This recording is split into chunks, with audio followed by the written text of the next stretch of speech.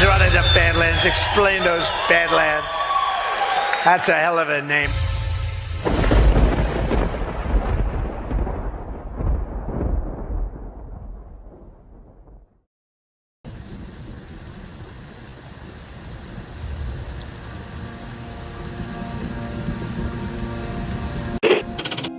Mr. Vice President, I'm going off script again, I know, but I just want to personally thank you. We've been through some stuff. We've gone through some of the most complex military operations this country's ever conducted, and your steady hand and your leadership during those was a great source of strength for me. Thank you for your leadership. Thank you for your character. Thank you for your selfless service. Thank you for commitment. Thank you for being a mentor to me, Mr. Vice President.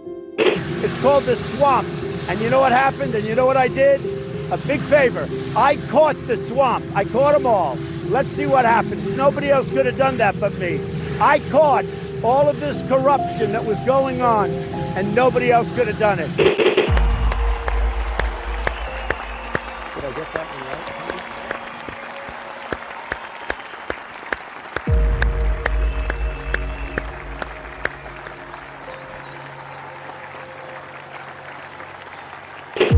The chair declares the joint.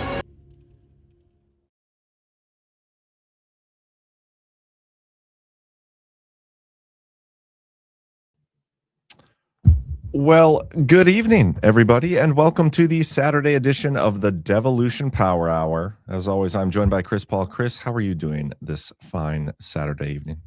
I am good. I just think that maybe you should change your name from Lotion Ayatollah, because I hear that they are getting bombed. Not the lotion ones, just the Iranian ones. Yeah. Well, I mean, they've disfigured a second Ayatollah. That's the From what I rumor. hear.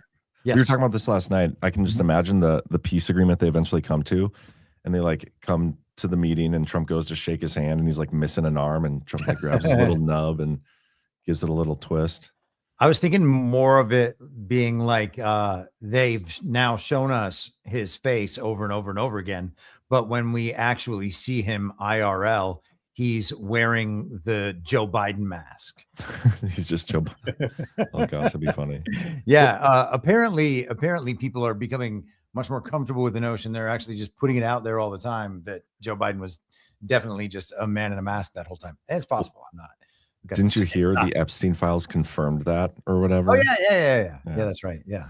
And then Jim Carrey. Did you see Jim Carrey's face a couple weeks ago? No. He was like a different guy, and it's just funny because Jim Carrey was the man who was rumored to be playing Joe Biden, and also the star of the movie The Mask. Oh, that's funny. I wonder if it was somebody playing Jim Carrey, though, wearing a mask. Now that would really be something. Somebody playing Jim Carrey wearing a mask, and then they would also wear a mask to play Joe Biden. So they'd be wearing two masks to play Biden. I think that they did that in one of the Mission Impossibles. A double mask off thing? Yeah. I'm sure they did. Weren't there like 7 movies they were bound to do the double agent type thing at some point? I thought I heard that now Trump said we may have killed the other Ayatollah. Oh, well, whoops, I guess. Didn't you see that too? Or am I making that up? I didn't see that one. No. But I was reading an article, I think it was in the Financial Times today, and they were, man, now I'm going to not be able to recall the totality of my thought. Maybe I'll find it while we're going through the ads and whatnot. Oh no, here it is. Yeah, I'm trying to find. I could have swore I saw that somebody said Trump said the new Ayatollah is dead. So, yeah. Here's what I read in the Financial Times today, and I thought that I had. Oh no, I did. There's the link. The regime has surely understood that being a threshold power makes you a target, and that for a nuclear program to offer any protection, it must go all the way. The new supreme leader, Mojtaba Khamenei, is thought to be more eager than his late father and predecessor to get a bomb, and after the death of his family is likely to want vengeance. So they are setting up this guy loves nukes even more than his dad's story. So you thought you were going to get away from Iranian nukes? Nope. This guy loves nukes. I find it hard to believe that they're that bad at acquiring nuclear technology and weapons. Like, it just seems like it doesn't make sense. I think it was in that same article, but they were talking about how at the very minimum, they could at least make a bomb like the United States made back in the World War II era. And with all of the enriched uranium they have hiding under that hill that doesn't have ventilation shafts, well, they could have a bomb in 2 weeks at any point for the next 30 years. That's what, they've been saying that for like 2 years now. Yep. Didn't we do a Decades. Robert O'Brien clip where he said that? He's like, they have the capabilities, just they're 2 weeks away if they want to. And then we're told they always want to. Spread. Yeah, it's always 2 weeks away. 2 weeks away sounds like not immediately like, oh shit, I have to hide in the basement. But it's also not like, oh, I can go back to my normal life without worrying about this 24 hours a day. Did you also see today that there was a bunch of rumors that Bibi Netanyahu was also killed? They've been doing that for a few days now. Yeah. And there was that weird video of him giving a speech the other day. I think he said, there was a clip where he said, the Messiah is coming back, but not next Thursday. It's like, okay, well, thank goodness, because I am all booked up next Thursday.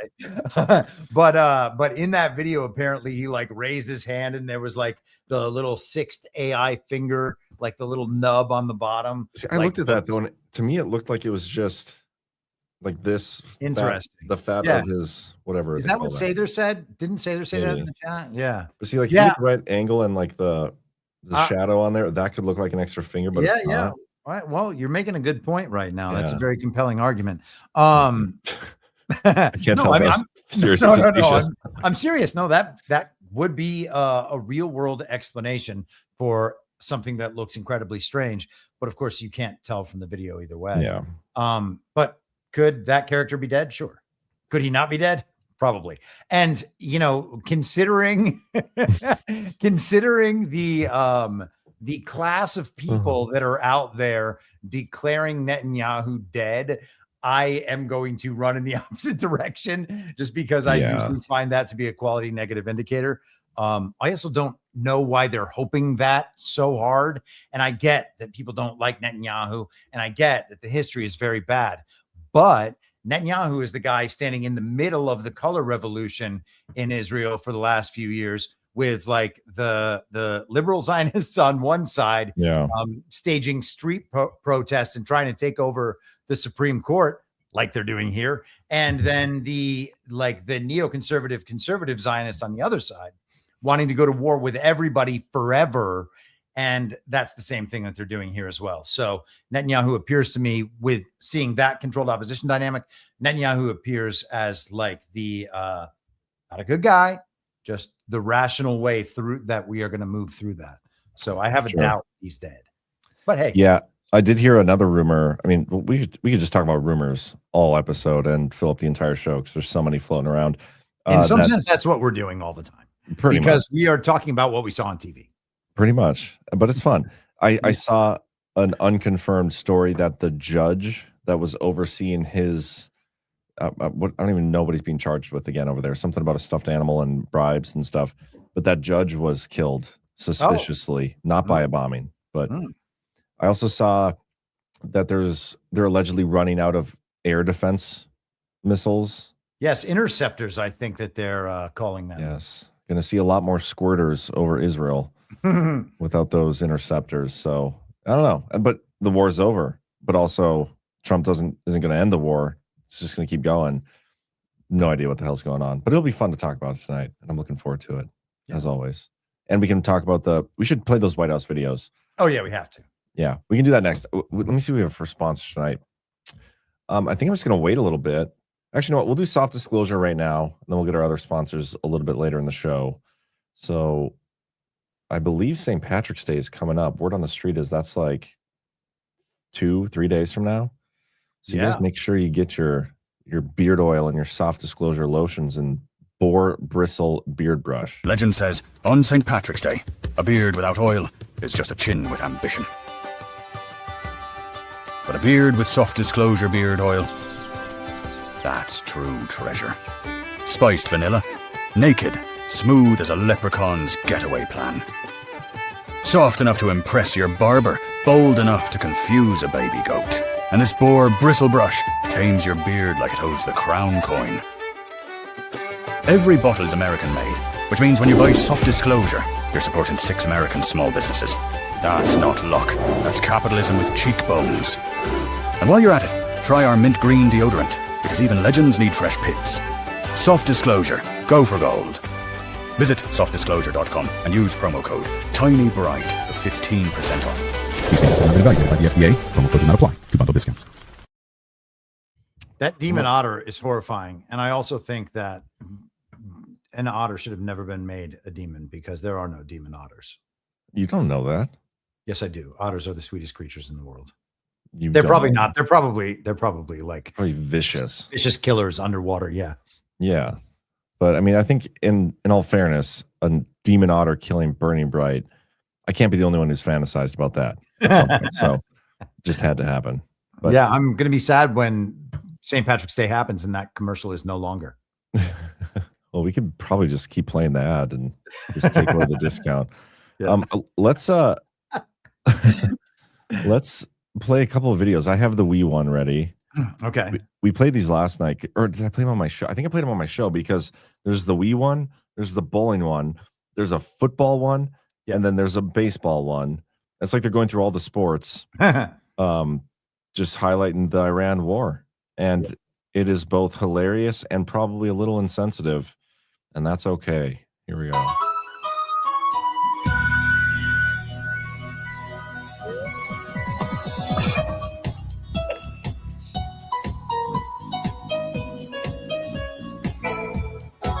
Holy what? 10. It's out of the park. Down. Knockout.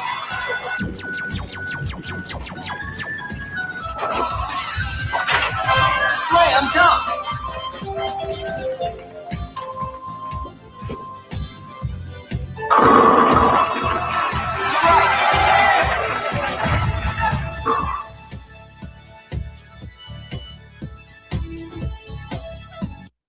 I gotta say, I love playing the Wii. Did you ever play? I have played Wii a few times, but never really, like I never owned one. So I didn't get into the games. I just was like, oh, wow, this is kind of cool technology. Yeah, actually, the first time I played Call of Duty like on my own was with a Wii. Like it was super interesting. Yeah, it was a lot of fun though. But yeah, I like the Wii. Used to have one growing up. We also had this one too. Do you see the bowler there? Right. Oh, there we go. Strike to claim it. A strike to claim it. And he got it!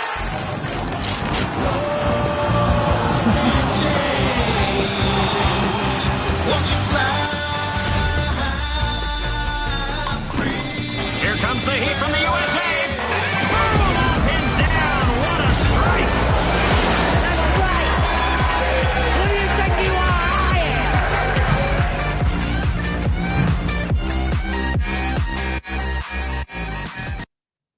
I am. Now, I don't know what you guys said about all this last night. I talked with Brian about this on Daily yesterday. It seems like they're trying to put war as entertainment in the public mind to expose the fact that we have been treated to wars as entertainment for 3 decades now, 3.5 decades since the Gulf War, you know? Yeah, well, there's multiple ways I look at this. Like, first of all, Trump is either directing or like supporting this kind of messaging, or he's not. Like, it could just be a potential White House staffer doing this. You know, I don't know who's directing the let's make compilations of sporting events and videos with war bombings and stuff. I'm just curious who's the target audience for those kind of videos. You know what I mean? Well, I mean, I would suggest myself, but I don't think that they're doing that specifically for me.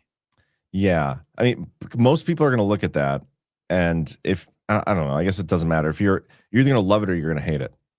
I guess you're really offended by it. Even like truthers and stuff are very offended by it. Yeah. It's weird because like I would think they'd be busy trusting Trump about that, but Yeah. Well, I think it's because there's a degree of a lot of noise.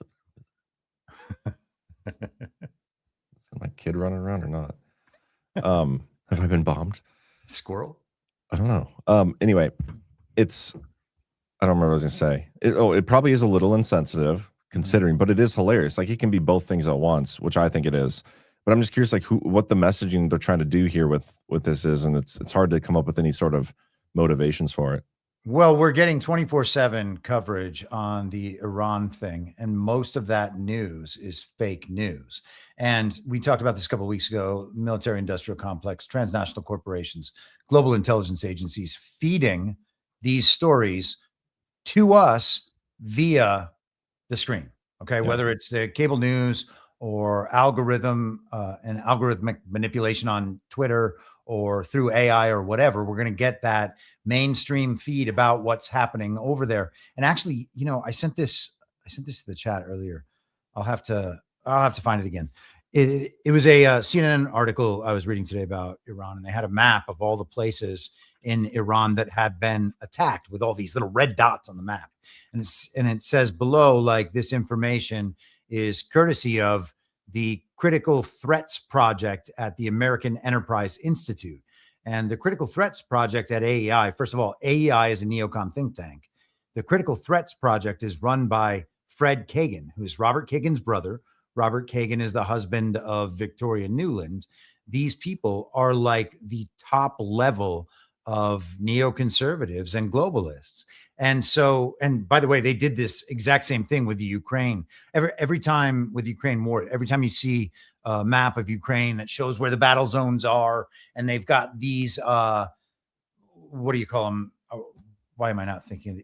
They're not provinces in Ukraine. I can't remember the word they use there, but those different regions that were, they voted in referenda in 2022 to be part of Russia. And of course, they've always been part of Russia, but for the kind of American global alliance, NATO, and the rest of it. So we get all the kind of baseline information that we think is the real information about these wars and these international incidents from various neoconservative think tanks. And the mainstream media just dutifully reprints these things, and we take it as fact, like someone must have done this homework. They must have figured these things out for sure.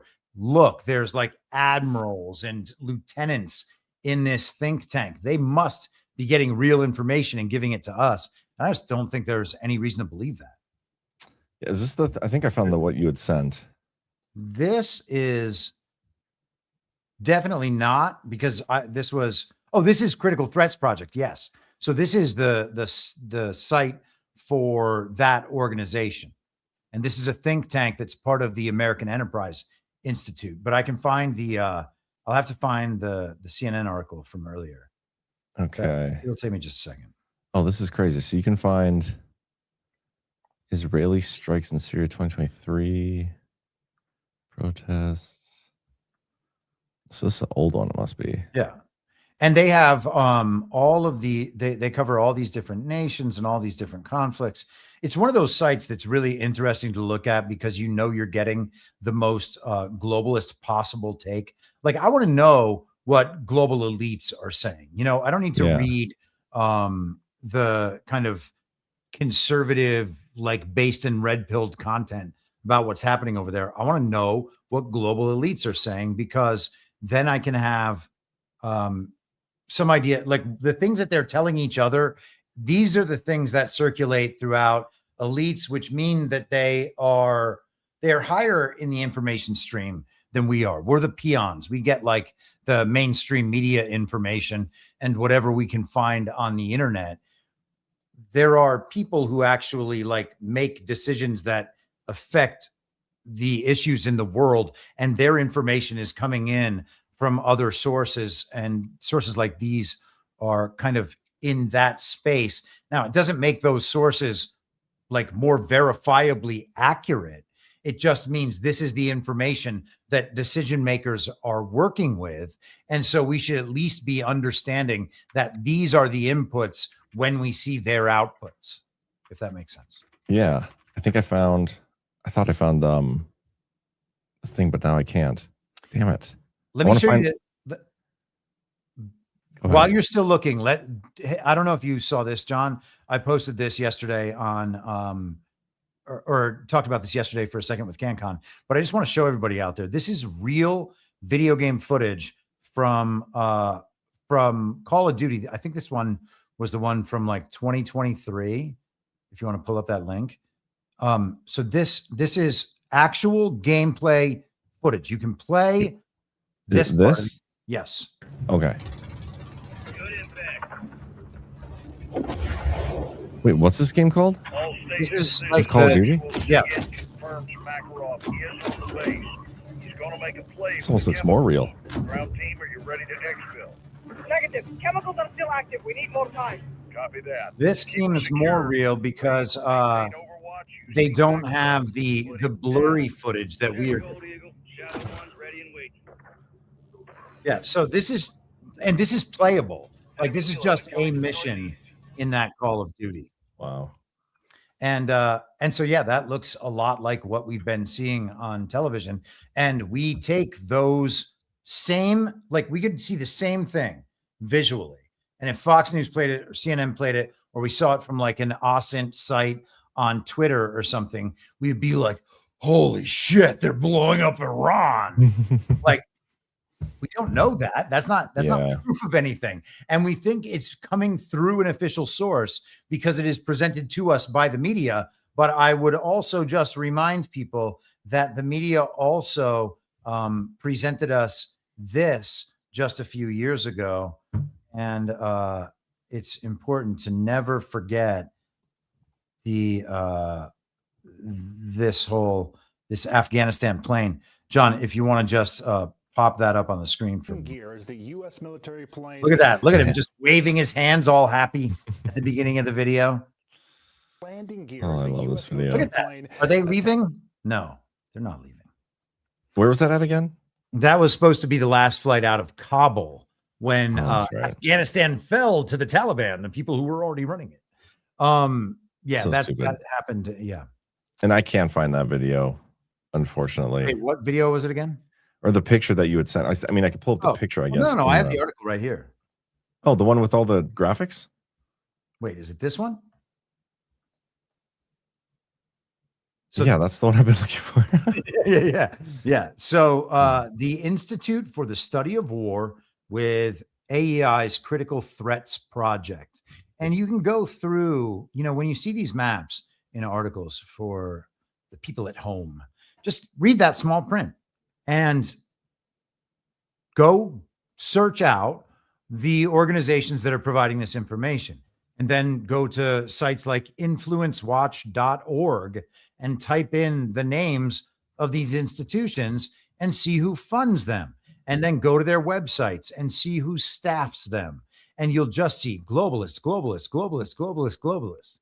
And so, these people have staked their lives on these projects and keeping their grip on power for the top-down, centralized, one world, liberal, international, rules-based order. That is their whole thing. And Donald Trump and this change in the world, we hope, is presenting an existential threat to that system, and which means an existential threat to the people who have operated that system and profited from that system. And so they have every reason to be feeding us whatever information it will take to get us to support war forever while blaming Donald Trump for all the problems. And so that's the goal when they're disseminating this information. And so when you see that you are receiving adversarial information all the time in your war coverage, you should stop and think, wait a second, the information war is not Iran fighting it against the United States of America. And it's not just the globalists fighting it against Donald Trump. It's this massive system targeting us with the information warfare. We are the targets. And so they are feeding us all of this shit so that we'll support their system and find safety and comfort in their system rather than move to the place that we have been, I think, trying to move to for many years now. Well, so then what do you think Trump did this then? Because even if it's just a narrative war, which some people will go that far, some people think it's, well, why did Trump even allow it to get to this point, considering if you look at everything, it's been a pretty negative overall, I would say, response from most people. Initially, it was like very much you have to cheerlead or you're out of the movement. But now it's like after a couple weeks, people are starting to, and maybe it's just my Twitter feed, the algorithm feeding me that, but I'm seeing a lot of like negativity towards Trump, a lot of negativity I don't agree with. But in terms of like Trump's decision to even entertain this, why do you think he did that? You know, Like speak for Trump for me. The Iran thing. Yeah. Well, again, Like, I think what do you think is going on? Well, I think that this is narrative warfare. And if there are actuals there, first of all, they are unknowable. Okay. We're not getting accurate information from our side, from their side, from any media outlet, from anybody on the ground. The internet is blacked out there to the outside. So I don't think, we're even getting remotely accurate information from the inside. It's entirely possible that there are kinetic events, and you don't want to make light of those things because it's entirely possible that people are losing their lives or that people's lives are being put on the line. And so I'm not trying to make light of any of that, but that stuff is unknowable. And what's not unknowable is the story element to it. And we can interact directly with those things. The other thing that's important is that, whether we are just watching the controlled opposition narrative that leads us into the Great Reset, and we are just watching the Great Reset told from a different point of view than kind of the Klaus Schwab in a cape and Hillary Clinton laughing point of view, right? If that's all that's happening, then certainly all of this is a story for that changeover. We have some good reason to believe that that changeover is happening, whether or not it is favorable to the Great Reset agenda, right? Something we've talked about for the last couple of years is that Great Reset agenda being rerouted elsewhere. You have to go along with it because it's already way too, it's implemented to such a degree that you can't just pretend it's not implemented and simply do something else. Everybody who's still in the game has ridden that train to this point. And so if you can steer it off onto other tracks, that's wonderful. And I hope that's what Donald Trump is trying to do. But anyway, these changes are happening. And there is one faction that does not want, it seems to me, these changes to be happening. I had hit CanCon up earlier, daily, I think last week, right near the end of the show. I should have just looked it up rather than texting him and waiting. But he had some article where a guy from another globalist think tank was commenting about how the only ships getting past in the Strait of Hormuz were like ships that he didn't consider legitimate parts of the energy trade. And he's like, all the legitimate ships, all the legitimate companies are getting stopped and these illegitimate ones are going through.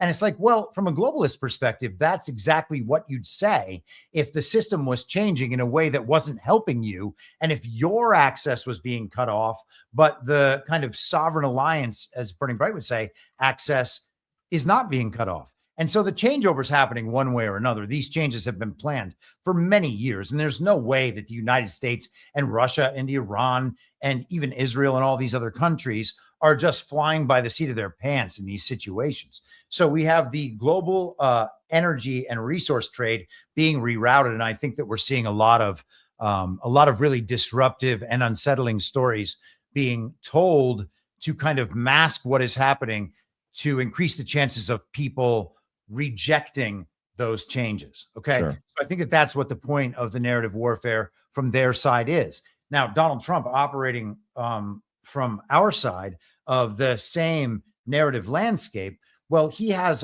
he knows that there are all of these different stories that they tell over and over in perpetuity, cyclical fashion, just rerun after rerun after rerun that can keep us ready for war all the time, forever. Yeah. And he is just kind of taking the air out of all of those stories. He's, the nuke thing. He obliterated their nukes last summer and they're like, no, we still have nukes.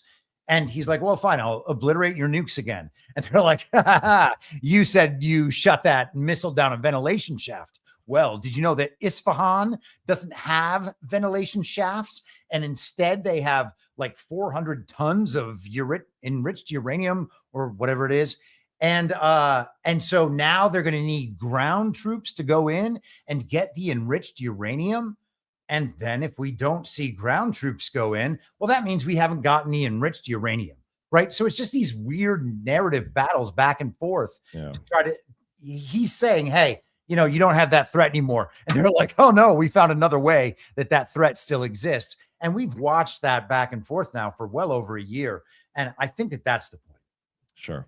I mean, that's well said. I'm just curious what the actual conclusion is to this aspect of the narrative warfare, because if we are getting actual bombings, which, again, Sure, I think we are. Sure. It's possible we're not. We can't verify it with our own two eyes. But you'd think at some point, like, there has to be some sort of a narrative that at least the public will accept, and that the neocons will be forced to accept. Like, if Trump can get some sort of actual peace over there in the Middle East, what are the neocons going to say to that? Well, the question would then be, what sort of like actual kinetic assets do the neocons have, right? Are they directing Donald Trump's military? Are globalist neocons directing Donald Trump's military? Right. No. So that would not make sense, really. And unless, of course, which is the thing that we hear all the time, unless Donald Trump is owned by Israel and Israel is directing Donald Trump and the American military to do the bidding of these globalist neocons. And that also sounds extremely unlikely to me. Yeah. So what they have is this narrative space. They have, so we talked a number of times about what their control system looks like, right? Yeah. They have control over finance, control over media, control over resources, control over trade routes. And then ultimately, since the end of World War II, they've had the United States military and some various international bodies, the NATO coalition, whatever, that can go around enforcing the system whenever the other enforcement methods don't work. Well, their sanctions don't work because countries like Iran, like Russia, et cetera, are moving away from the Western global banking financial system, right? So they're losing that. The media is totally untrusted now, and Donald Trump has been the key to the total loss of faith in the media. So their two biggest things are gone. Financial control, not working. The media control, which dictates people's reputations, the reputation of nations, and then what they are allowed to do with the people behind them. Now you're losing the resources and you're losing the trade routes. And those are, I think that's what's going on with the Greenland stuff. And, Venezuela, obviously a major pillar of the oil thing and the rest of it. And so you're taking away all the aspects of their control system. And you already know they don't have the U.S. military under Donald Trump to back up the rest of the control system. So what do they have? Well, they have the ability to influence the people who are still participating in the system. And on the media level, that means they have the ability to convince us that their story is what's really happening if we are willing to believe it. Okay. Yeah. They're going to tell that story no matter what. And Americans are going to believe it. And Donald Trump knows that Americans are going to believe it. So at that point, it is then just, how does Trump manage that situation? That's fascinating too, because we always talk about, how long do we talk about our purpose is waking up the normies? But maybe that was never at all the purpose. Yeah, that's fascinating. When you think about how Trump navigates all these things, knowing that there's so many retarded people in this country that will believe anything they're told if they see it online. But speaking of the trade route stuff, was something you said there. The focus the last couple of days has been the Strait of Hormuz and the oil trade. And Trump posted this video, and then I'll follow it up with what he said about it on Truth Social. Oh, dang it. Why did I do that?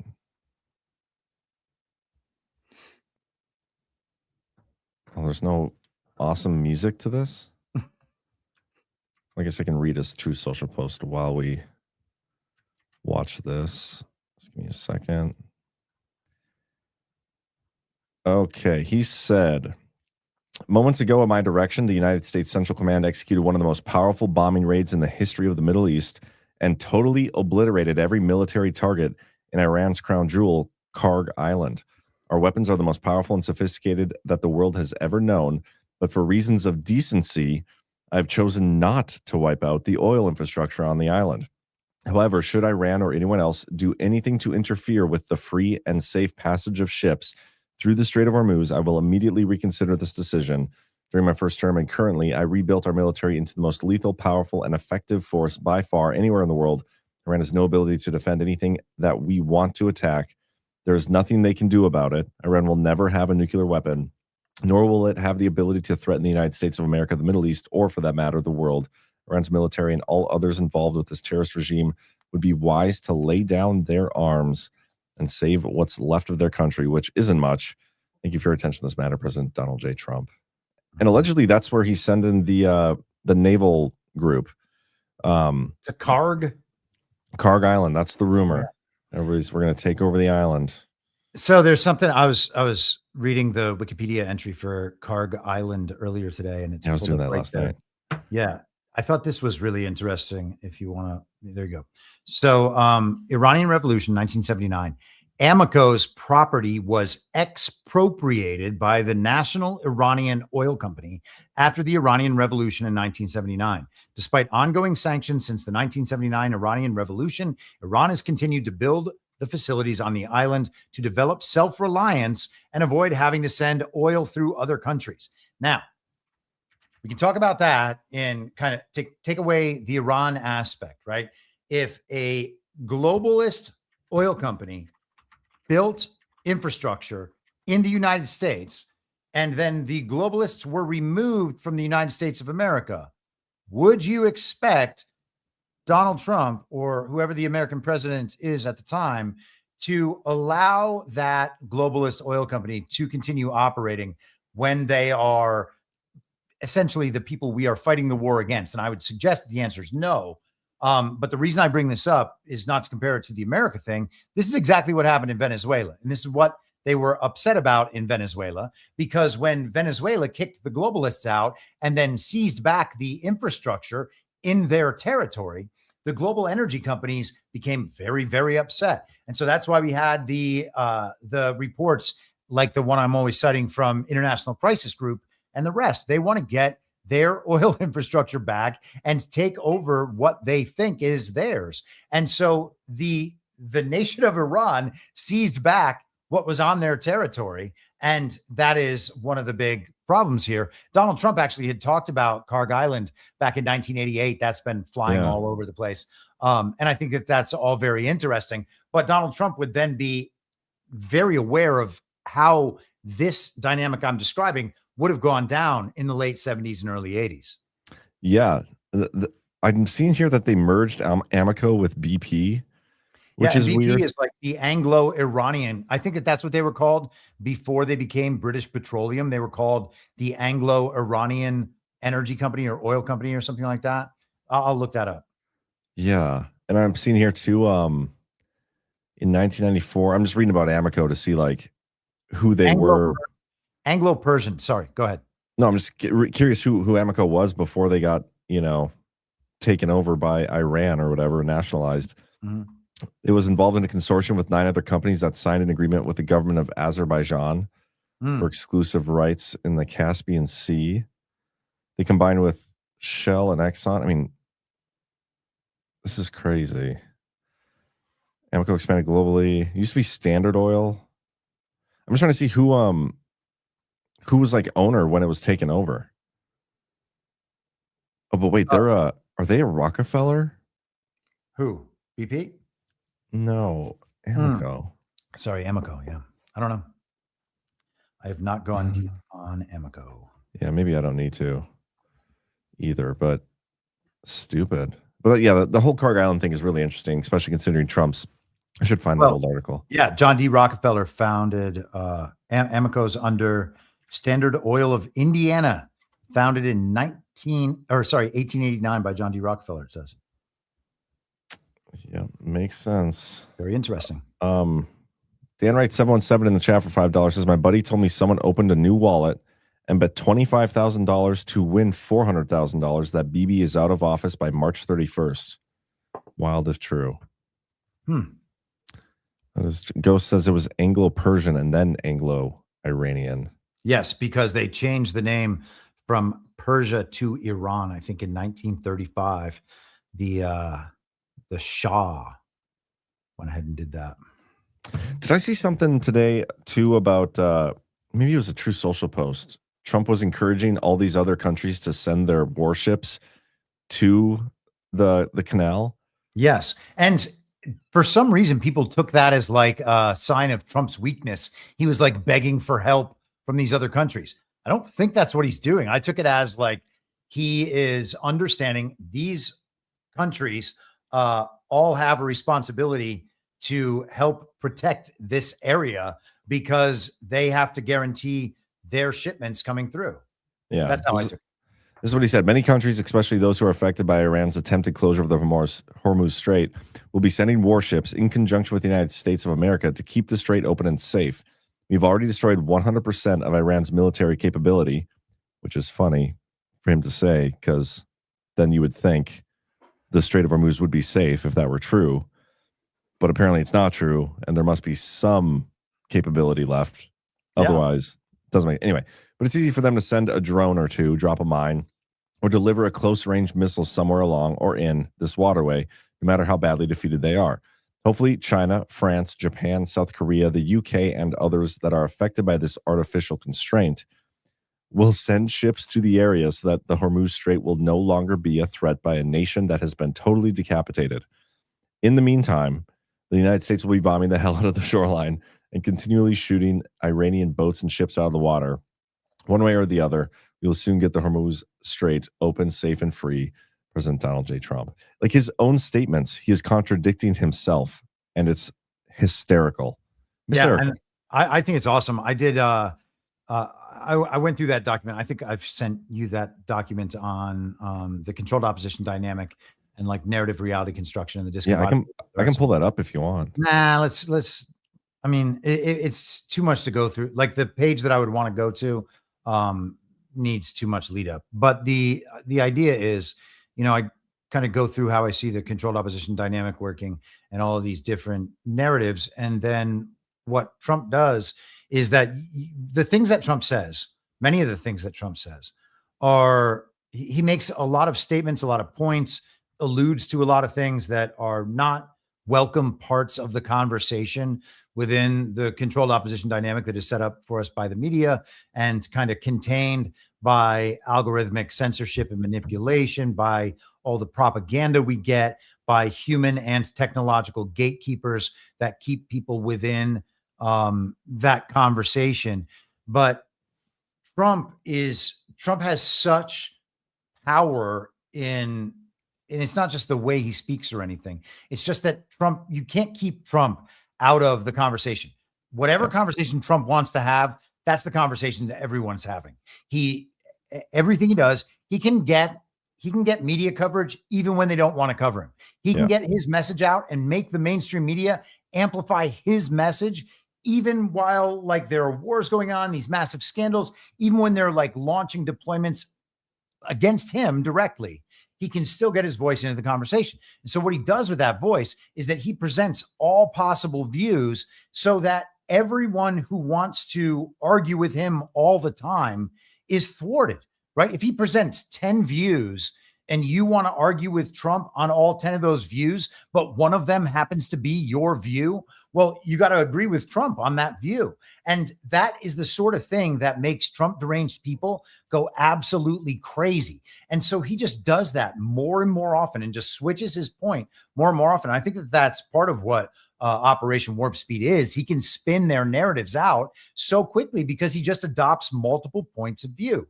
And, the people who want to hate him will argue against him about every single point. Then he'll change to the opposite point and they will still have to argue against him. And so they're then arguing against themselves. And I think that he causes absolute total chaos on purpose all the time. I think that's what the discombobulator is. Nobody has any idea of what he actually means or what's really going on there. All these people spin themselves out. And then at some point, Trump can just say, oh yeah, it's really over. Or everybody will just forget it like they have about Ukraine. Yeah, that's so true. Ukraine has been like, Zelensky, I saw an article. He was like, yeah, the Iran war is making me big sad because nobody cares about Ukraine anymore. It's really funny. But you're absolutely right. Burning Bread, I think, made a really good point. Gosh, it's hard to think of him making a really good point. But he just said this the other day about Trump and his narratives. Like, people are expecting and believing Trump, taking him at face value on everything he's saying, which is retarded. when we see him. Like, how can you possibly take the guy at face value when he contradicts himself in his own post? And then, but you expect him to be telling you the actualities of what's going on here. Like, he's not going to do that. Nope. We're in a war, whether it's real or not. Narrative warfare for sure has been going on for a decade. We're not getting the truth from him, and to expect it is absurd. Well, we might get the truth from him, but we're also getting a bunch of other stuff too. So you can't recognize it. Yeah. So to just assume that everything Donald Trump says at every single moment attaches to like a real truth in our base layer reality. I mean, it's just not a serious way to go about analyzing what Donald Trump is saying or doing. And we can look to the mainstream media and see all of them going absolutely crazy, having no idea what Donald Trump is doing. Now, maybe I'm wrong about my assessment, but I'll tell you, I'm not freaking out about what he's doing. And I think that what he's doing matches a pattern that I've observed for a really long time, because I certainly made that document before he did Venezuela and before he did Iran. Yeah.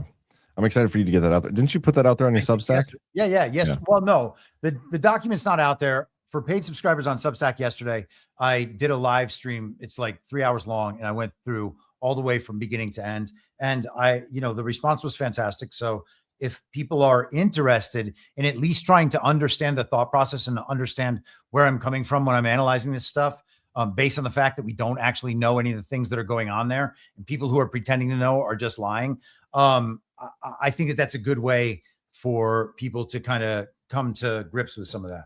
Yeah. And I think that there's probably people in the chat who will attest to that. Yeah. And I haven't watched it yet, but I'm going to. You've been sending me this document for a while now, and it's been brilliant since the first time I got it. So I'd encourage you guys to all go subscribe and check that out.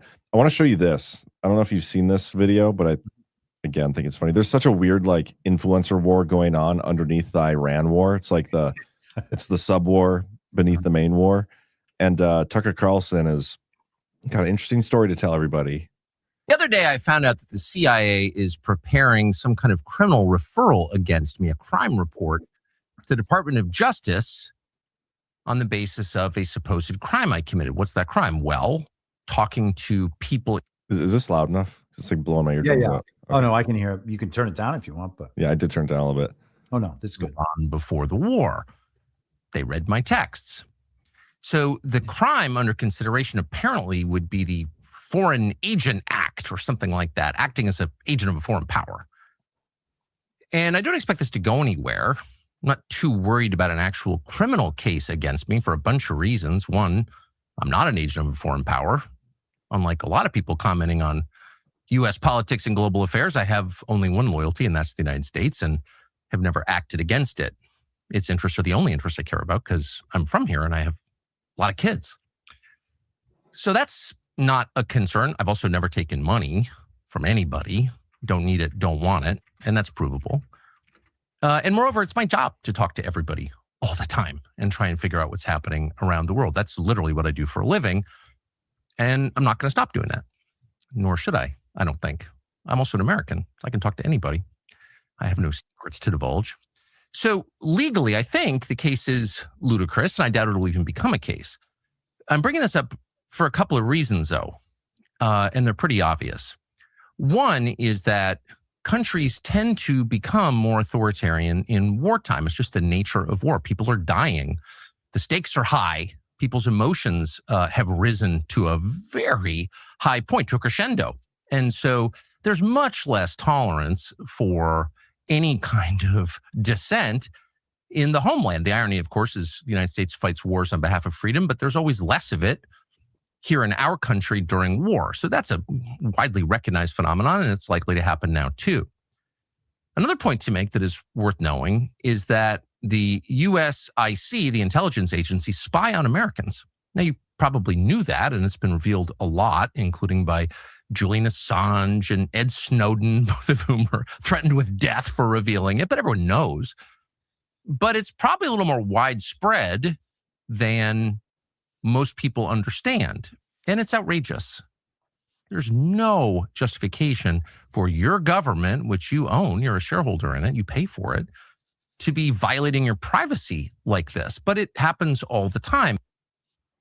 So two thoughts that come to mind. One, we're in the lead up to the reauthorization of the FISA thing, like 702 or whatever, and there's going to be a huge push from everybody in government, including Trump, to reauthorize that.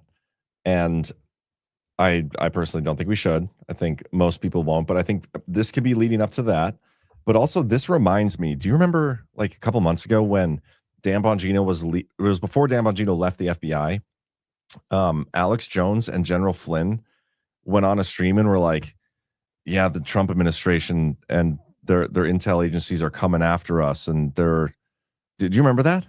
I don't remember that. No, you don't remember that? No. But that's just me. I mean, I don't. That might have been more of a Twitter thing. Yeah, maybe it probably was. It's definitely on Twitter. But yeah, he definitely came out and was like, "Yeah, they're about to target us, and I don't know why we're being targeted and all these things." It just Tucker's video gave me very similar vibes to that. Like they were trying to create their own street cred by being chased by the CIA. I don't know, something like that. Yeah, it's weird for Tucker though, or because he is CIA. Well, he's something. He tried to get into the CIA, but it didn't work. Yeah, he has turned his show in some ways over the last few years into every now and then we're going to get the CIA thing. And that's always a very strange. I mean, he had Roger Ver on to say that the CIA like took over Bitcoin and stuff. Like it's always the CIA did something. The CIA did something. And I'm not like pro CIA. I'm not pro any intelligence agency, but it seems a little specific. When I think about global intelligence and Five Eyes and all the various intel agencies and how they work with these other global entities and with the main global entity, and I don't think any of them are particularly American per se. So I have no love for any of them, but it seems like it's kind of like a misdirection. Yeah, I don't know. It just seems weird. He's definitely one side of the faction of the subplot that's going on. With the influencers online. And I'm hoping at the end of this Iran conflict, every one of them on both sides will be discombobulated to the point where none of them have any influence, but doubt that'll ever happen. Yeah, exactly. I mean, we've been waiting for that for kind of a while. And I think that the lines around those groups, and I would suggest that all of these people are well within that controlled opposition dynamic, but they have the media ops on the right and on the left, the quote unquote right. It's not actually on the right. This is just the left. But all of those mainstream popular podcasts, the rest of it, that's all under kind of the Peter Thiel side of things. And then Mark Andreessen's like doing the uniparty left side of that with Barry Weiss and the Free Press. And of course, now she's running CBS, which we're told is going to be the based and red-pilled version because it's owned by the Ellisons now. And then you had Secretary of War Pete Hegseth out there 2 days ago talking about, or maybe it was just in the morning yesterday, talking about how he can't wait until the Ellisons take over CNN so that they're no longer fake news. Like, hey, bud, settle down. We're not like, you don't get to tell us what's fake news and what's not. I didn't see him say that. I can pull it up. I have it in the trash. Well, that's another one of those things that's really funny because we always see those graphics shared in the truth community of these are the 5-6 companies that own all of media. And now we're supposedly cheerleading this other company coming in and becoming one of those as it's happening. Like, what the fuck happened to you guys? Well, what happened is that they are still obsessed with winning a battle on the kind of the traditional political divide that we have been taught exists, which is not even a real divide. And if you can only get as far into these things as understanding the principles and then giving those principles up when you think you're going to receive political power from supporting the thing you've always supported, man, that is one of the most disappointing things to continuously see. People talk about the uniparty and then believe that that our lives should be centered around making sure one side of the uniparty is ruling us rather than the other side of the same thing. And I don't know, somehow in 2026, we still have not gotten past that. Yeah, we never will, man. Never will. This is, Ash sent me this. This is Alex Jones. We won't listen to this whole thing, I promise, but this is... Speed that baby up. Nobody needs to hear Alex Jones at 1x. Yeah, I'm not going to list the whole thing, but General Flynn just called to warn InfoWars. This was just a couple days ago, too. I was talking about something that happened like months ago, but apparently there's a high-level intel source that there is a credible assassination plot actively taking place against him. All right, General Flynn had tried to call me this morning while I was working out, and I missed his call, but he called my producer and said the same thing, former head of the intelligence agency. He said from his high-level intel sources, there is a contract out on me, and of course it's tied to the Ukrainians. But this is just emblematic of how desperate they are. That's NATO through the Ukrainians. Don't forget that it was a NATO operative from America, CIA, recruiting for the Okay, that's enough. You get the picture. Crazy. So he's a pretty lucky guy, considering how many times he's had his last stream ever, and he just still keeps... Man, I remember talking about his what was it, like the real estate deal? My building's being seized. Yeah. There's been like at least 7 streams he's done where he sat there and cried and been like, I'm so sad. I'm not even sad for me. I'm sad for all the people here. This is the last time we're going to be here. We're just going to sit here until they drag us out of here. And then he's just still streaming. But he sells a lot of supplements doing it. It's true. I put that Hegseth video in the... Ghost says, we are at war, guys. You can't question anything. Be patriotic, please. Gosh, more that fake news from CNN. Yeah, we could talk about that if you want. Or more fake news from CNN. Reports that the Trump administration underestimated the Iran war's impact on the Strait of Hormuz. Patently ridiculous, of course. For decades, Iran has threatened shipping in the Strait of Hormuz. This is always what they do, hold the strait hostage. CNN doesn't think we thought of that.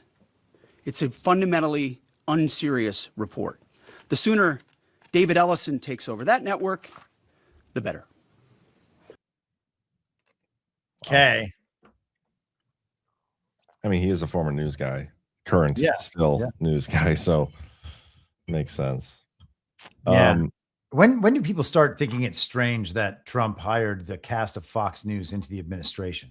I mean, I was talking about that in November of 2024, but back then I was like dooming and I was going to ruin the plan or something for mentioning that all of these people were just cast members from Fox News, where they don't actually give their opinions about things they've researched. They just read scripts. Yeah. It seems like he might have been reading a script there. I mean, he's very good at giving the very actorish presentation that he gives, you know, like that looks like an actor doing a script in a war movie. He looks like he is playing the Secretary of War. Yeah, he does. Yeah.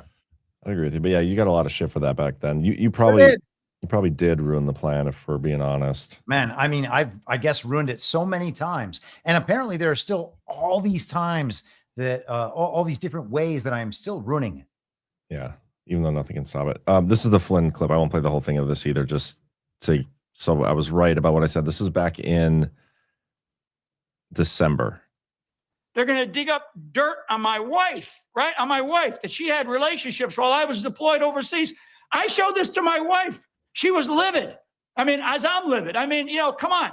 This is unbelievable. But this is the kind of bullshit that we are dealing with, that I'm dealing with, because why?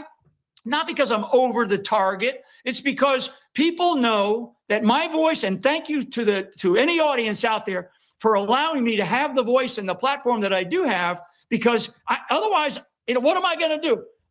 Go off into the sunset? Bullshit. This is not how I was designed. I was not raised like I was raised in a great. But yeah, so this is what the Tucker video reminded me of, being people coming out saying they're being targeted by an intelligence agency, and yeah, I don't know, it's just interesting. Not much comes of it when you pay attention to it. There was this story I thought was kind of interesting, because we've been talking about the AI stuff in the war being used in the war.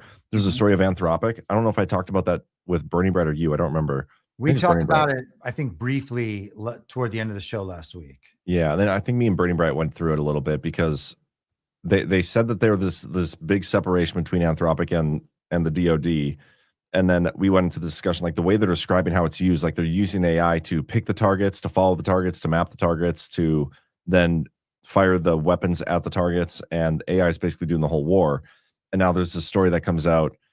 Israeli AI targeting system has caused huge civilian casualty count in Gaza. Like, could you imagine how often Grok is wrong and like you're asking a question, a basic question, it responds, gives you a dumbass answer, and then you're like, well, here's a source that shows you, oh, it's like, oh, you're right. I can't believe I did that.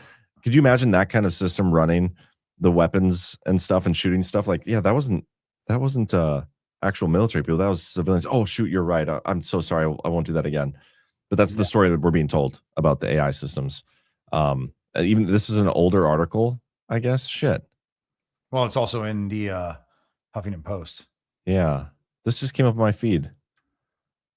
But I mean, it's just as relevant now as it was then, because we're getting the stories about AI, and this is a story about AI failing back then. Same kind of situation. Well, it makes it seem like an obvious rerun, like we always get. Well, yeah. I mean, it's just going to be this over and over again until the AI thing becomes more resolved. And of course, we always have the videos that kind of, I feel like it's like once a month, some video of Alex Karp goes viral. Alex Karp being the CEO of Palantir, who basically wants to just kill everybody all the time. It seems like he's killing everybody to protect you, though. That's the point. Yeah, I don't know why anybody would feel good about this stuff.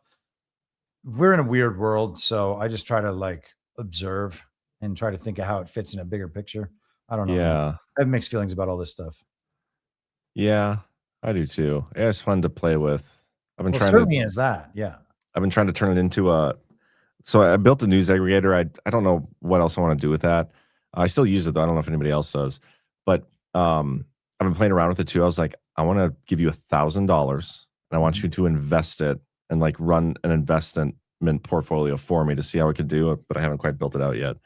But I'm assuming AI can make me a bajillionaire. Well, you know, John, I am just going to speculate that people who do that stuff professionally have already been using AI for that for a long time. Yeah, I think you might not have the head start you think you're getting. Well, I'm not anticipating it being a head start. I have a little twist on it that I'm doing. I'm not going to tell anybody because it's my secret sauce. But yeah, a performance enhancer, if you will. Pretty much steroids.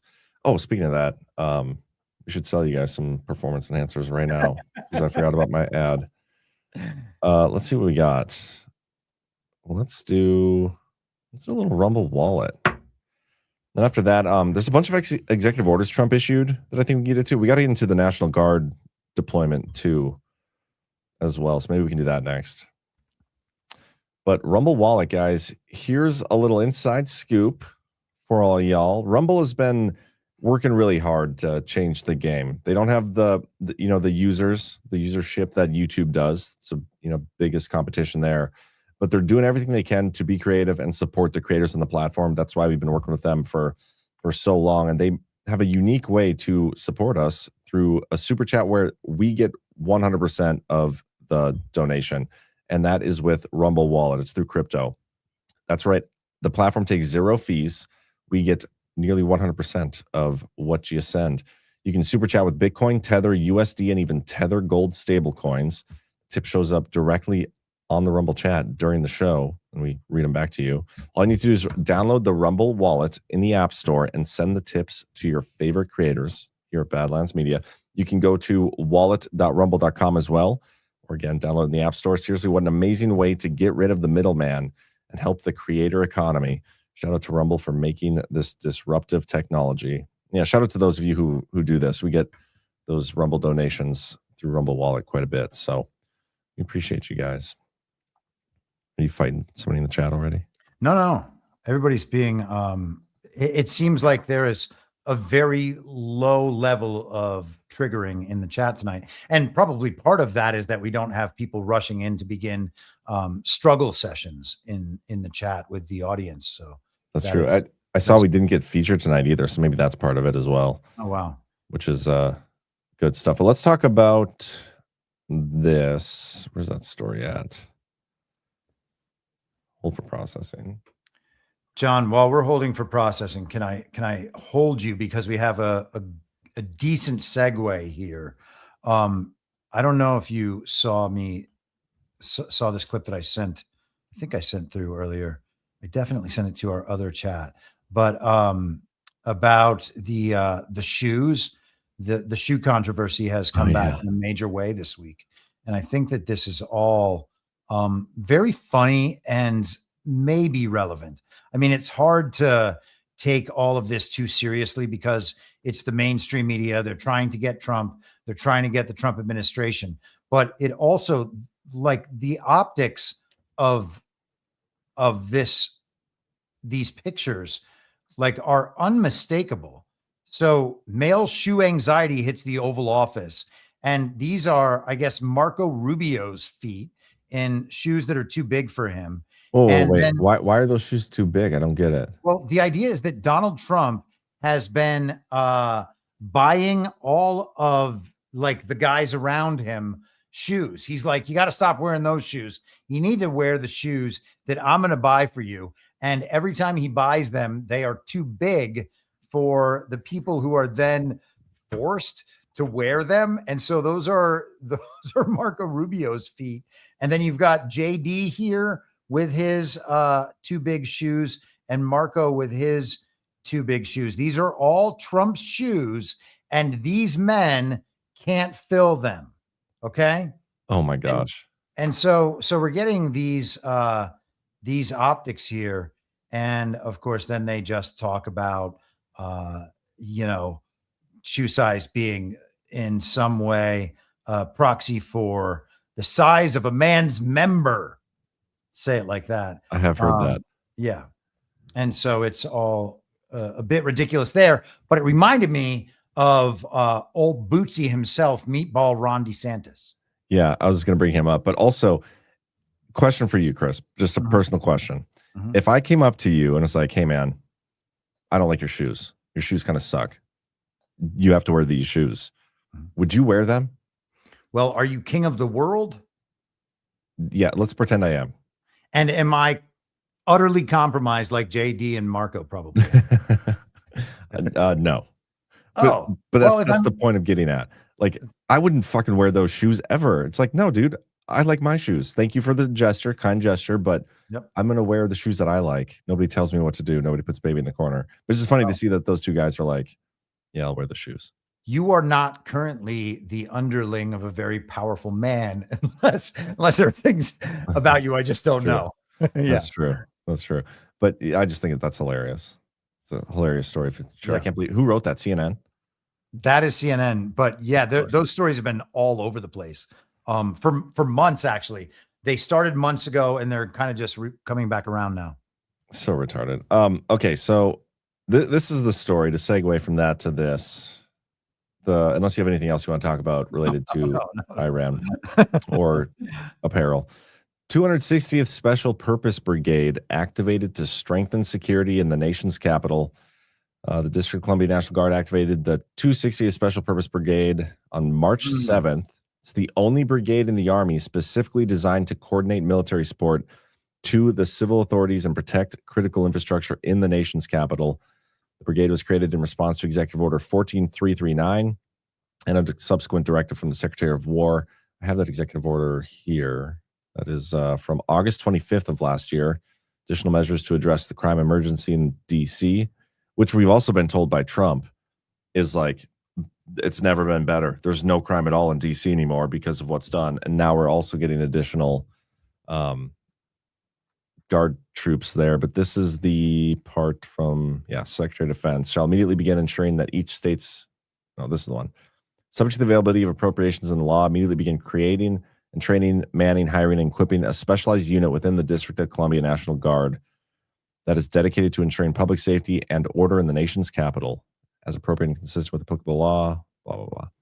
And then I have a video, too, of this guy, Sergeant Major Scott McKinnon. This was during the activation. I'm Command Sergeant Major Scott McKinnon, 260th Special Purpose Brigade, and I'm the Command Sergeant Major of the 260th Special Purpose Brigade. Yeah, so the 260th Special Purpose Brigade. How many times can you say that in one interview? 260th Special Purpose Brigade. One of our biggest talents is to be able to interact with our interagency partners and augment what they're doing in the District of Columbia. We've got cutting edge C2 command and control. We've got some unique equipment and unique capabilities that a lot of units in the Army specifically have never heard of before. So really our job is DC's worst day. We're able to get in there with our interagency partners and our law enforcement partners and back them up. Yeah, I mean, I think I've heard enough, but interesting story. They're being activated in DC. Down in the article that you brought up, toward the bottom, the brigade also reflects the unique federal role of the DC National Guard, which reports directly to the president, not a state or territory governor. Structure places the organization at the center of national level security planning for the Capitol. And then he also mentioned the interagency process. And we used to hear about that a lot during the fake and illegitimate Biden term. And that is basically just kind of the coordination process by which all the different agencies under the executive branch, from State Department, the Department of War, CIA, NSA, some of the other, I think Treasury's in there, like FBI, et cetera. It's how they like coordinate and share intelligence and then manage operations together. So I think that that's kind of interesting. He's basically saying that, so they're activated, they are answerable to the president, and they're going to kind of operate at the behest of the executive branch agencies as they work together. Who knows what that means ultimately, but yeah, it's interesting that it came out now during wartime, essentially, because if you look up the 260th Military Police Command, long lineage back to 1888, this is what ended in 2011, which they're taking like the history of that is why they named it. It's in this article. The brigade carries forward the heritage of the 260th Military Police Command that for decades coordinated military police operations supporting civil authorities and emergency response across the district till its inactivation in 2011. Okay, so I guess the question is, why was it inactivated in 2011? And Yeah, it's probably here in the article. I think so. Oh no, that's short.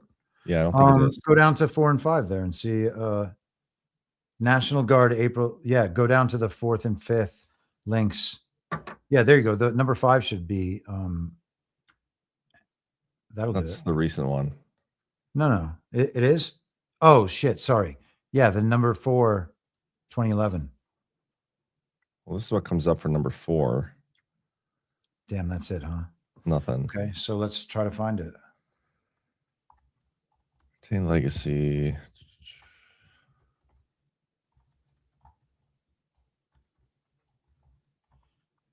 Command was deployed to the U.S. Capitol in 2001 to assist police with round-the-clock patrols after the September 11th attacks. So this says, the machine says, ChatGPT says, actually, I'll just share this and we can look at it in case you see anything that you find interesting.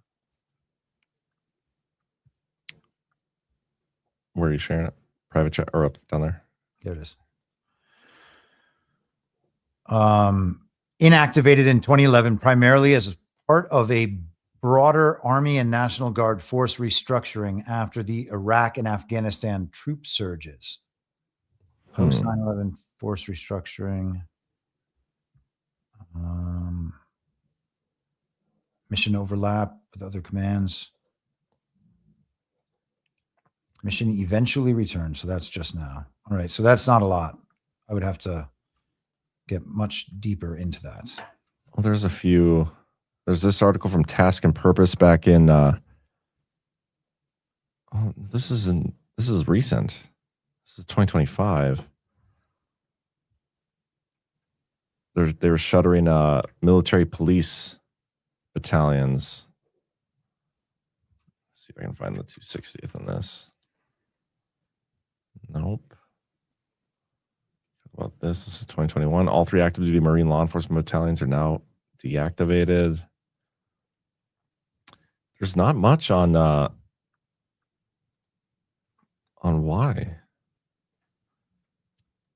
other than what you said about kind of force structure reorganizations.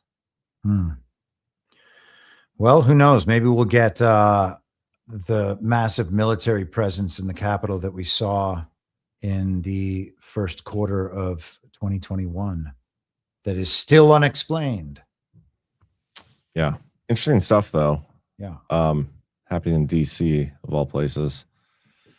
I'm sure the decoders had a field day. Don't they always? Yeah, a couple other. That's the joy of playing match online. There's always something to play match with, and it's always the most interesting thing. I know. I saw they were having a field day with the Ghost Army thing without any explanation as to why it's important. Just like, oh my God, look at this. This logo is on the ship. Nothing else. Yeah, I mean, it's pretty interesting though that they would put out a video with that in it, especially at the 17th second. But again, I would categorize that then with the Wii video and the bowling video and the rest of these videos where we are being told very directly that in that case it was CENTCOM, in the other cases it's the White House, and them saying, hey guys, maybe don't take this quite as seriously as you are. Yeah, but here's the thing. The only people that are going to read into it to that level are, how many people see that, you think, from our community? That is totally fair enough on that level. I mean, I've watched some of the CENTCOM briefings and thought, these guys is like just running a psyop. And so when I saw that video, I was like, okay. Yeah. But the bowling video and the Wii Sports video, those were put out by the White House. So I don't know what you can, I mean, you can't just ignore that. I think I was more so talking about I'm suggesting you are, the CENTCOM stuff. I think a lot of what they put out and why they put it out is they want the people to celebrate these actions, like they want the people to cheer it on blindly, which I don't know. I don't think Trump wants that. So yes, you might be 100% right. Okay. And in traditional war entertainment that we've seen in the past, I would suggest that's obviously exactly what they're doing. But I don't know, man, something feels a little bit different about that one, especially because they kind of have a real grasp on what the American people think. Certainly if they have the access to data that we assume the government has, then they know where the American people are at with all this stuff. And they have to know that there is overwhelming opposition to going to war in Iran. And it's not just that like every single person on the left doesn't like it. It's that most of Trump's base doesn't like it. And most of America does not want to be in a foreign war for reasons that have not been explained, with no direct threat to the homeland, although one is consistently being presented multiple times a week when they do these various trauma events and false flag terrorist events, Yeah. Okay. But so what you said there, most of Trump's base doesn't support it. Which section of Trump's base does support it? The neocons who aligned with MAGA over the last 10 years, thinking that they were going to be able to ride Trump to popularity. And well, I don't know. There's a lot of truthers that seem to like it a whole lot. That's it. That's what I'm talking about. All of the Ron DeSantis people, of course, too, because they're just avowed uniparty right Zionists. Yeah, but the reason I'm saying the truther people, when they get a video of the ghost logo at the 17th second, they're gonna be like, oh yes, love this, let's keep it coming, like go war. Like this gets them to stay on board with what they're doing blindly. You know what I mean? That was my point. But man, I would hope that some of them would be like, oh, we're being shown that this is bullshit on some level.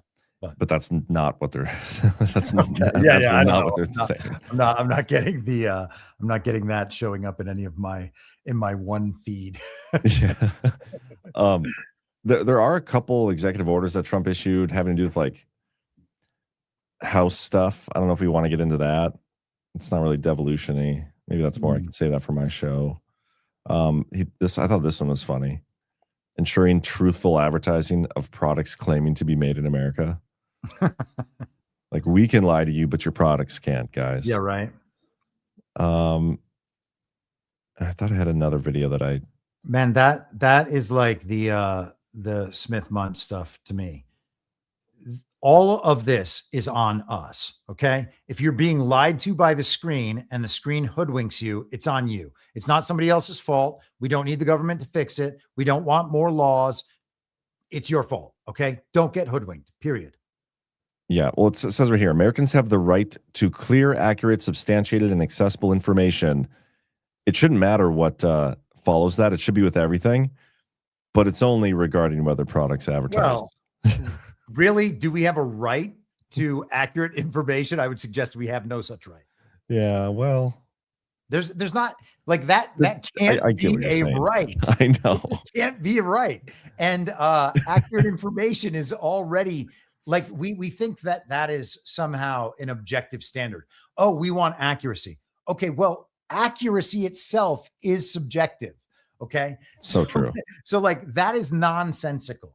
And this is the sort of thing that is like a panacea. We think, oh, that'll be the cure. We'll just put laws in place that make sure everybody's accurate. And then obviously they don't have to be accurate. And the retort will always be, well, yeah, but now you can sue them for it. Ah, yes. Take them to our legitimate court system so they can enforce this right that you claim that can't possibly be a right. Yeah. It is our responsibility not to get hoodwinked all the time, forever. Just imagine when you're watching TV that rather than being on your comfy couch watching Fox News, you are at a slimy used car dealership, and the worst salesman in the world is trying to sell you a piece of shit car for 3 times more than it's worth. Just imagine yourself in that position all the time when you are taking in information, and act accordingly. I like that. I was reading today about like the founding fathers and their stance on the press and its importance, and like debate and its importance. And I don't know why, but what you said there made me think of it. It's like the importance of, even if somebody's like wrong and being retarded, they still have a right to say what they want. And then that's the whole purpose of like having these debates, is like the truth and the ideas, whatever that even means, is going to rise to the top, but not even allowing alternative point of views to have a say. Like, what's the point? That's like if you lose that ability, you have nothing to even fight for, because you've already lost your liberty. Yeah. And if other people saying stuff scares the shit out of you because you think that everyone else is going to believe that bad thing they're saying, well, maybe they got a point if everybody else is going to go ahead and believe it, especially when it's coming from like voices with no power system behind them. You know, it's not like the people speaking against the quality of our voting system are supported by systems of power, but systems of power actually invest billions of dollars a year in getting people to go out and vote. Well, why is that? You know, and we hear about these various subjects that people will say like, oh, well, that's just a black hat psyop to make us all look stupid. Hey, you know what's a black hat psyop to make you look stupid? Your science education in elementary school. Okay. That's totally arranged by black hats, tons and tons of money in it, all the power in it, all the social incentives in it. All of that actually does make you stupid. And people are like, no, that's the real information. I learned that in science class. Holy shit. Like, we are all the way around the bend. Oh, I agree. This topic's not going away, guys, either. So No, it's not. And well, you know what? The funny thing is, all you have to do to get yourself out of this problem is open your mind and remember that actually you just got tricked a lot. I got tricked a lot. You got tricked a lot. Everybody I've ever met got tricked a lot. Okay. Our society has been designed to trick us so that it can exploit us. And yes, that sucks, but we didn't pay any attention to it for our entire lives. Instead, we were focused mostly on entertaining ourselves, trying to make money, and trying to have nice experiences. Okay. And so at some point, you got to pay the piper. And that means admitting that you got lied to an awful lot and you've built your world around those lies. Yeah. I agree. This should be a GAR panel, although I know you probably don't. It'll be a GAR panel that you won't be on, because I know you don't enjoy having these conversations anymore. It's so boring. I mean, we've done them so many times. Yeah, but it's still a problem. And it's not. I guess we're not doing it right. It's our fault. Yeah. Although maybe the censorship has something to do with it, and the propaganda, and the fact that you get paid an awful lot to make sure that nobody ever says these things. Yeah. Retarded. I think I'm out of stories, man. Unless you got any that you wanted to get into. Nothing that I really care a ton about, but I actually should have brought this up right after the Rubio thing. I thought that Grenell article was so interesting because Grenell's so great. I mean, I think all of us have found Grenell to be a very interesting character. Seems like he's doing the right thing. Seems like he's an inner circle sort of guy. Now, you know, I met him once at an event, but we didn't even, I was just like, hello, nice to meet you. So I have no idea what this man is like in person. Maybe he's a great man. Maybe he's a terrible man. I have no idea. But I think that coverage like this is particularly interesting because what CNN is trying to pitch in this article is, first of all, that he was not involved in anything at the Kennedy Center, even though he was like the director, the guy there. Yeah. He like wasn't working. He didn't want to hear from anybody about what he couldn't do, what's not possible, and what they were able to do. It was basically like he was telling all the people who were entrenched in that system that we weren't going to do it your way. We're going to do it this other way. But then there's this big segment in here. Actually, you know what, John? I have mine highlighted. Yeah, pull yours up. You want me to pull this up? And who's giving the CNN this story, because obviously it's whoever's talking. White House official. Whoever's talking to CNN is not going to be a Trump ally, and so they're obviously going to spin it in a way that makes Grenell look bad. Mm-hmm. Like obviously, Grenell is going to take advice from the people who want to run the Kennedy Center in any way that Trump doesn't. But I've always seen Grenell as like a Trump ally. He's a super based gay man. It's great. Mm-hmm. Him and Bess are probably bros. So they're talking about how he's very confrontational and all that stuff. He's not getting the job done. In recent days, it says, so, okay, here, let's go from here. Some of those who work with Grenell described him as combative, confrontational, and headstrong. A source close to the Kennedy Center lamented that Grenell had no experience or grounding in the arts world and came in with a sledgehammer and campaign shticks that are moving the institution in the wrong direction. But others contended he was exactly the person to carry out Trump's vision and that he brought a no-nonsense mentality to his work and brought in many new staff to the center. In recent days, Trump has been souring on him, a source close to the Kennedy Center said. Rick worked really hard to keep in Trump's good graces, but Trump got tired of turning on the news and hearing every day how bad the Kennedy Center was being run and how Trump is killing it. Now, none of that sounds like it's true. No. Okay. And then where are we here? Oh, no, that is not it. So he didn't spend much time there. When he is at the Kennedy Center, he is secretive and pompous.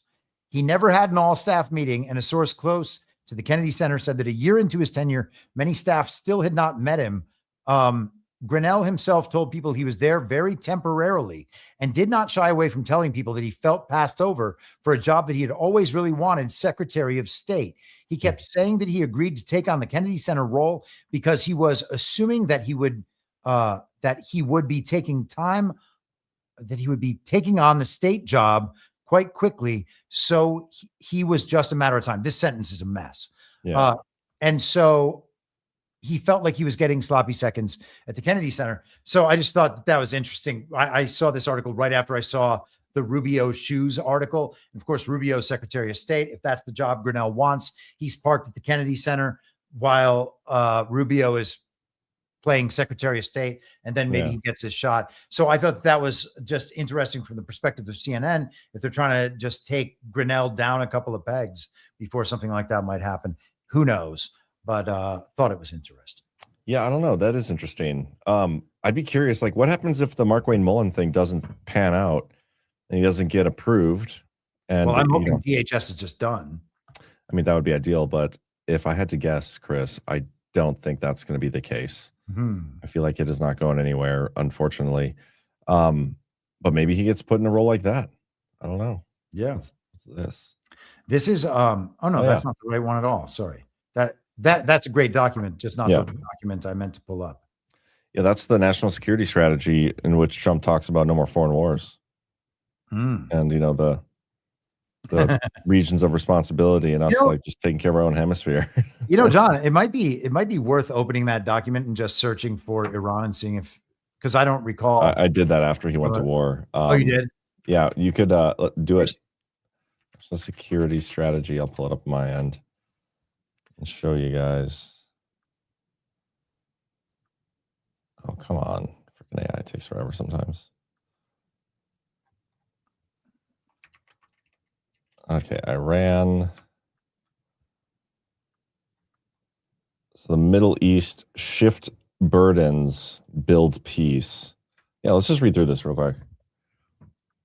Because I don't even know if I did it on my show. I know I did it in my free time. Read through this. For half a century, at least, American foreign policy has prioritized the Middle East above all other regions. The reasons are obvious. The Middle East was for decades the world's most important supplier of energy, was a prime theater of superpower competition, and was rife with conflict that threatened to spill into the wider world and even to our own shores. By the way, guys, that's a story we're being sold right now as to why we're at war with Iran. Today, at least two of those dynamics no longer hold. Energy supplies have diversified greatly, with the United States once again a net energy exporter. Superpower competition has given way to great power jockeying, in which the United States retains the most enviable position, reinforced by President Trump's successful revitalization of our alliances in the Gulf with our other Arab partners and with Israel. Conflict remains the Middle East's most troublesome dynamic, but there is today less to this problem than headlines might lead one to believe. Iran, the region's chief destabilizing force, has been greatly weakened by Israeli actions since October 7, 2023, and President Trump's June 2025 Operation Midnight Hammer, which significantly degraded Iran's nuclear program. The Israeli-Palestinian conflict remains thorny, but thanks to the ceasefire and release of hostages President Trump negotiated, we can kind of skip through that. As the administration eases restrictive policies, we can work with Middle East partners to advance other economic interests, from securing supply chains to bolstering opportunities to develop friendly and open markets in other parts of the world, such as Africa. Maybe there's some Strait of Hormuz. Strait of Hormuz down at the bottom. There you go. America. Well, here, let me read this part. Middle East partners are demonstrating their commitment to combating radicalism, and a trend line American policy should continue to encourage. But doing so will require dropping America's misguided experiment with hectoring these nations, especially the Gulf monarchies, into abandoning their traditions and historic forms of government. We should encourage and applaud reform when and where it emerges organically by bombing every leader that is named, without trying to impose it from without. The key to successful relations with Middle East is accepting the region, its leaders, and its nations as they are, while working together on areas of common interest. America will always have core interests in ensuring the Gulf energy supplies do not fall into the hands of an outright enemy, that the Strait of Hormuz remains open, that the Red Sea remain navigable, that the region not be an incubator or exporter of terror against American interests or the American homeland, and that Israel remains secure. We can and must address this threat ideologically and militarily without decades of fruitless nation-building wars. We also have a clear interest in expanding the Abraham Accords to more nations in the region and to other countries in the Muslim world. But the days in which the Middle East dominated American foreign policy in both long-term planning and day-to-day execution are thankfully over, not because the Middle East no longer matters, but because it is no longer the constant irritant and potential source of imminent catastrophe that it once was. It is rather emerging as a place of partnership, friendship, and investment, a trend that should be welcomed and encouraged. In fact, President Trump's ability to unite the world at Sharm el-Sheikh in pursuit of peace and normalization will allow the United States to finally prioritize American interests. There we go. Yeah, the Strait of Hormuz part is particularly interesting because that's what we're dealing with right now. But I mean, I would just pay attention to over the coming weeks how things reroute there.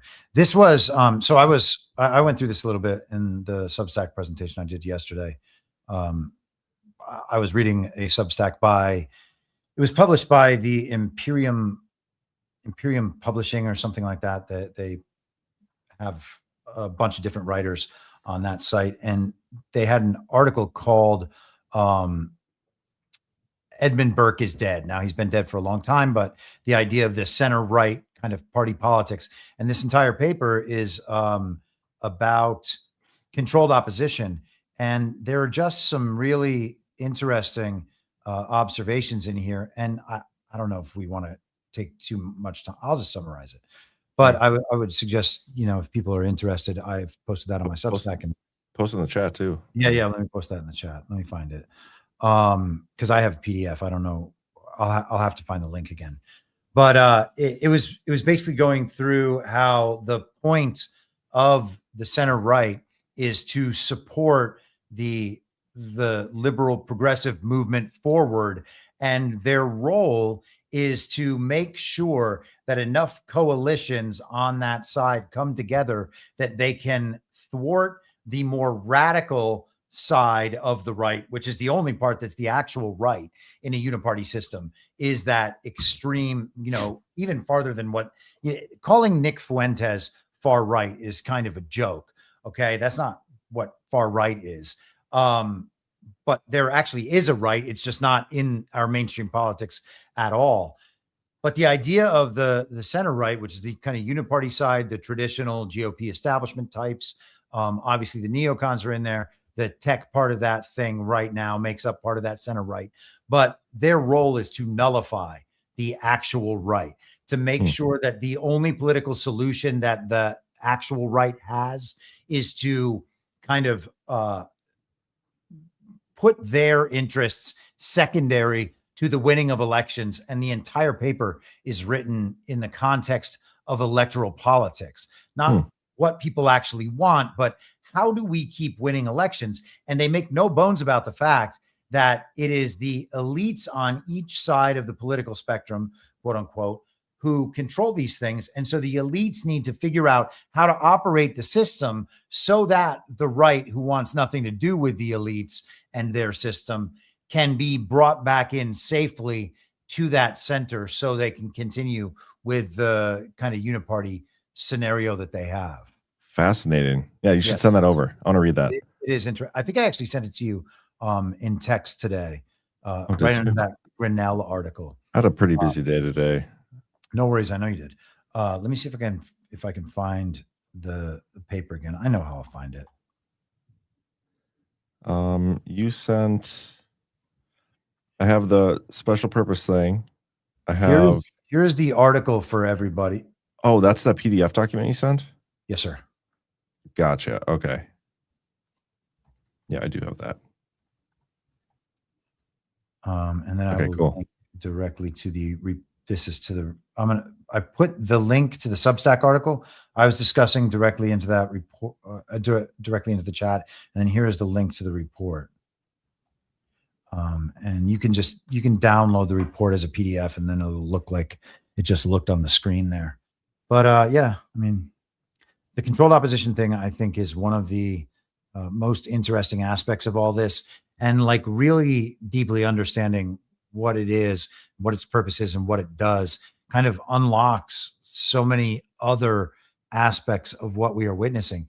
Because, we especially with the Iran coverage, the coverage that we're getting, as I said before, is coming in from neocons, primarily neocon think tanks, globalist think tanks. That's the information that we are consuming. Now, it's been abundantly clear since before Trump became president the first time. He said he was taking on the establishment in both political parties. Okay. That's the neocons. That's the GOP establishment. These are the people informing us about the Iran war. So Trump has an adversarial relationship with the neocons and the GOP establishment. And now we are to believe that they are aligned regarding the Iran thing. They're not aligned regarding the Iran thing. They have an interest in war with Iran. And Trump has said we are at war with Iran. And so it is very easy for a casual observer to conflate these two things and say, well, this is Trump working with the GOP establishment. I would suggest Trump is still working against those very people and is not actually aligned with them in their priorities or the things that they are saying and putting forward about the Iran incident. That is the controlled opposition trying to pull us as Trump supporters back into the mainstream by saying, look, you like that Iran war that Trump's doing? We are the more responsible people who can tell you all the information about what's happening over there in Iran. We're going to inform you 100% about this. And then once Trump is done and once he's out of there, and once you guys realize he's doing a really bad job on this war, well, then you're going to come right back into the mainstream uniparty right. And so, that's the dynamic that I think is really operative here. Wow. Yeah. I missed half of that because I got distracted by the chat. I'm not going to lie, but I will go back and listen to it. Is something interesting happening in the chat? No, I was trying to find somebody just talking shit, and I tried to find what he said earlier. And because I was going to do like, you're retarded. Oh, yeah. It's one of these. I see what you're. Yeah, but it's all good. God, man, these people are so stupid. I know. It is what it is. Anyway, let's get to our boosts. And also, we got GART coming up. Can't wait.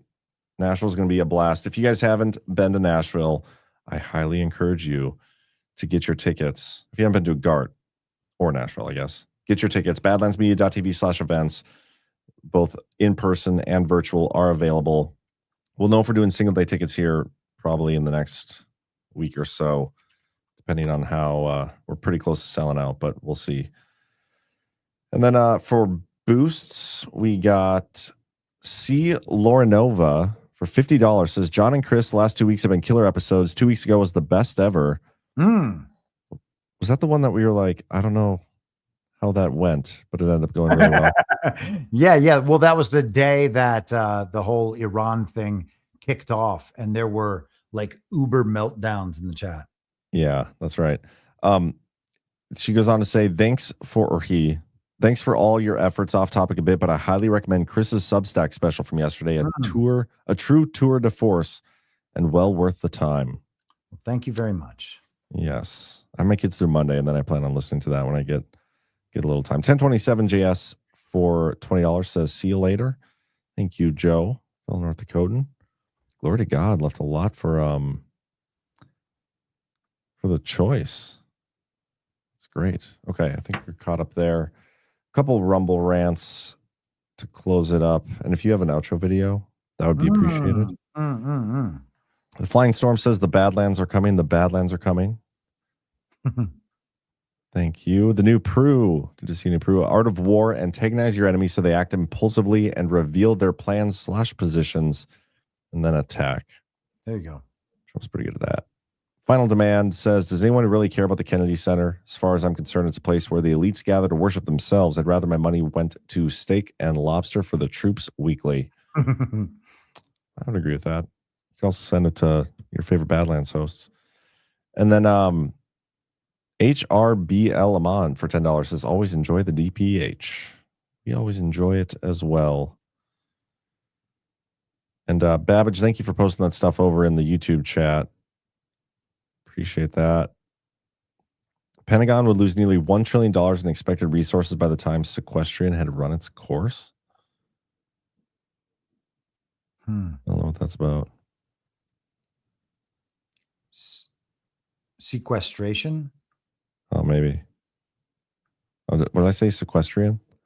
Yeah. Yeah. Ignore me. Did you find a video? Man, I am trying as fast as I can. And the funny thing is, I remember that there was a video that I was going to send you guys to play for the outro on Wednesday if you didn't have one. And now I have. I think you did send us a video, didn't you? I don't know. Maybe in Telegram, not in. I just looked in the text and it wasn't there. So let me check Telegram then. I'm checking it too. Man, I can't believe we're like doing a hold for processing to end the show. Hold for processing. Good night. Hey, it takes time to like close out a show properly. It's okay. Yes. People understand. When was Wednesday? That was March 11th. So I'm almost there. March 11th, by the way, was the I will go through this while you are looking. March 11th was the 6-year anniversary of the official start of the very deadly pandemic when Donald Trump came and addressed the nation from the Oval Office. That was the same night that they canceled the NBA and NHL games, and that Tom Hanks announced that he had the plague from, I think, Australia. That's right. Yeah. By the way, the video you sent was the bowling video. Was it just that? I thought there was something. Just that. Damn, that's not a closer. No, it's not. I wonder if there's any. I'm trying to think any South Park episodes that'd be appropriate. Man, the AI videos that I have been seeing lately are absolutely insane. I can't believe how good and interesting and funny they are. Yeah, I want to get access to Seed 2.0 or whatever. When are we going to get that? Yes, I don't know. You can only get it if you like go through VPN stuff and all sorts of other rigmarole to kind of steal the Chinese version right now. Yeah, I'm not interested in doing that. Yeah. I want to make some fake TV shows. Well, there'll be real TV shows by the time I make them, I guess. Let's see. At least insofar as TV is just on the internet now. Does anybody in the chat have a video you want us to play? Man, did you see the meme of Marco Rubio on the couch in that in like that armor? They were saying he was gonna he just got told he had to go find all the mines in the Strait of Hormuz. Oh yeah. Yeah, I saw that was pretty funny. Much funny shit, man. Oh wow, here's another Rubio. Did you see Trump said he left instructions in preparation for the event that Iran assassinates him? Did you see that? I did not see that. I mean, are we really going to have to go through that narrative? I hope not. I'd prefer to skip that one. Although, you know, fake assassination could happen. I can't believe how hard it is to find a video. Here, Summer Sunset set a YouTube video. Don't wear green, preach Christ. So, St. Patrick Day video. I don't know. We could watch Erica Kirk be all creepy. Yeah. Remember how we couldn't say anything about Erica Kirk, and now everybody basically like looks at her and is like, "Who is that creepy actress?" I did see there was a video that was circulating today that everybody's freaking out about her saying something. It was allegedly her, but it turned out to not be her. And everybody's like, "Oh, she's connected to Epstein." Oh wow. But no, you know, we could just shut her down.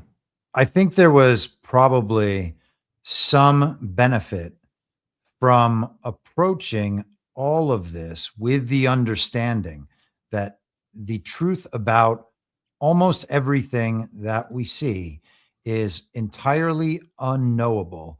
And therefore, we have to approach all of this information in a much different way than we were accustomed to approaching it. And, you know, one of the things that I am happiest with about our Badlands venture is that we have placed ourselves firmly in that space and dealt with things as they are there, which is how things really are. And all the people who have spent the last 6 years analyzing everything as though it's real, treating Joe Biden as a real president, treating elections as real, and spending all their time and money working on that stuff, they've gotten nowhere. And where we are right now is total discombobulation for all of those people. They have no idea what's going on. They have no idea how to put any of this in a sensible frame. And so instead, they spend their time talking about whether or not Candace Owens likes Erica Kirk and whether or not Megyn Kelly likes Ben Shapiro and all the rest of the nonsense that fills up people's feeds every day. How is any of that stuff helping people live their lives? I have absolutely no idea what relevance any of it has. We are watching soap opera drama between television characters who are fighting about the fake news. All of that is a waste of your time. I sent you a video in the chat, and it's a long video, so you can just stop it whenever. Okay. Well, this will be our outro video. I don't even need to watch it, but oh, hell yeah. 20 minutes of this is a perfect way to end the show. Absolutely. Thanks for tuning in, everybody. Hit that thumbs up. Sorry for taking so long to find an outro, but I think it was well worth the wait because you're going to get some Mitch Hedberg. The greatest. And I will stop it when I get bored of it. So be prepared for 20 minutes. No joke. I'm going to take away the YouTube, though, just in case. So